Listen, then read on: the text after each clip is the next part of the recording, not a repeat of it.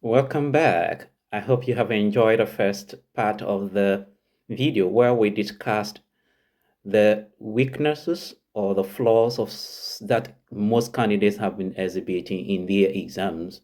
And I did told you that don't be part of those candidates who do that.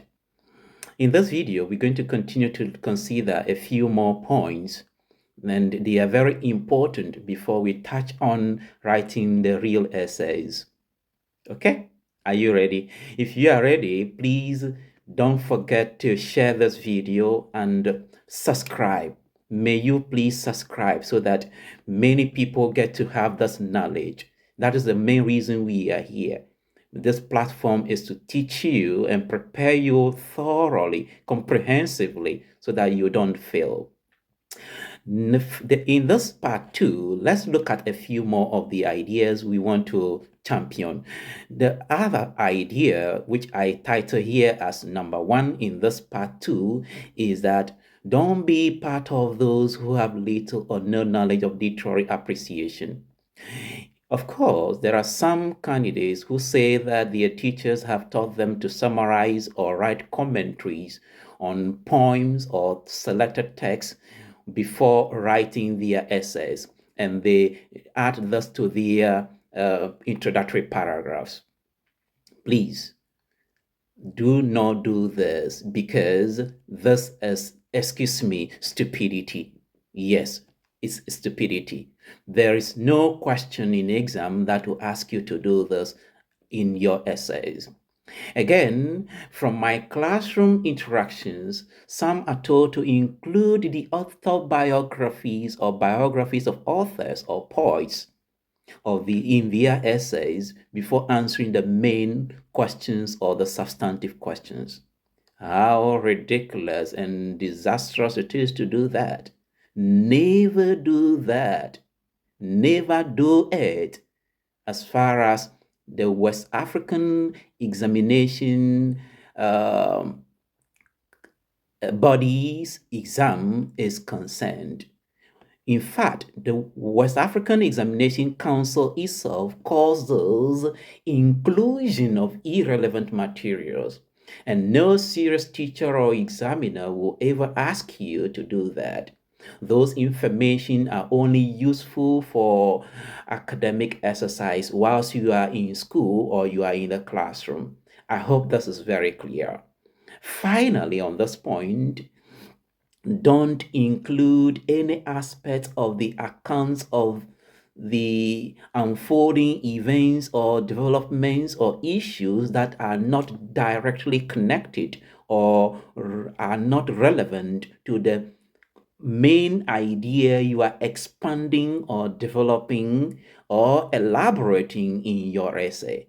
I hope I'm making a sense out of this.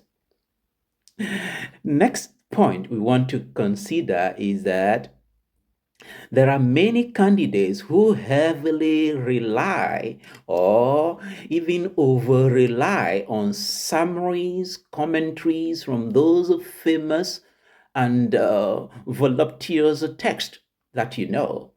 Don't get me wrong, they are useful for acquiring some knowledge, and the essay questions that they have in those books or pamphlets or handouts, and the suggested essays they have or written are most often excellent. But the problem is that most candidates swallow them hook, line, and sinker. In other words, they memorize these for all questions, even if the question does not demand such presentation.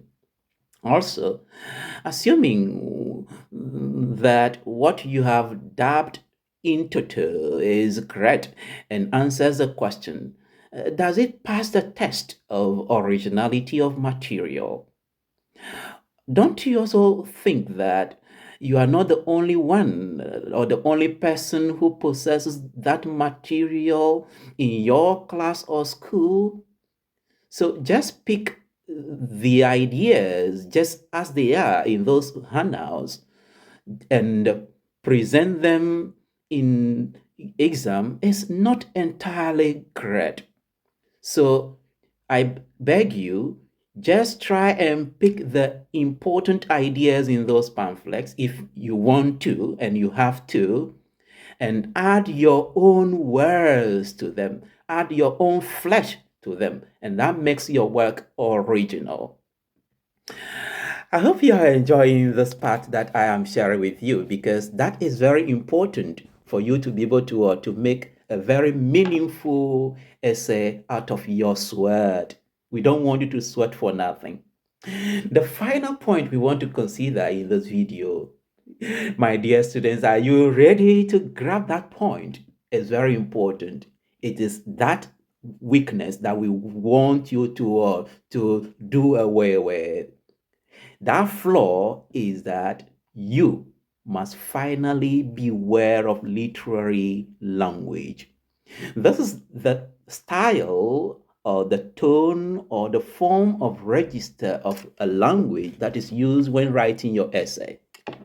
And as much as possible, use formal language anytime you are writing, unless you are quoting verbatim a phrase or an expression in your presentation, which is directly in the text you are referring to. Poetry, as you know, prose, and drama are the three main genres, and all these three genres have their own register, or they use their own language. So use them well in your essays. For example, while drama and prose will refer to the people in the text as what? As characters, poetry uses a different language, which is what? Persona, for a singular person. The voice you hear in poetry is a persona, the plural personae. So may you please prepare and do what is important and avoid these flaws or weaknesses whilst presenting your essays in your examination. Let me see you. Hit the subscription button and share this video, please, so that others will get this knowledge.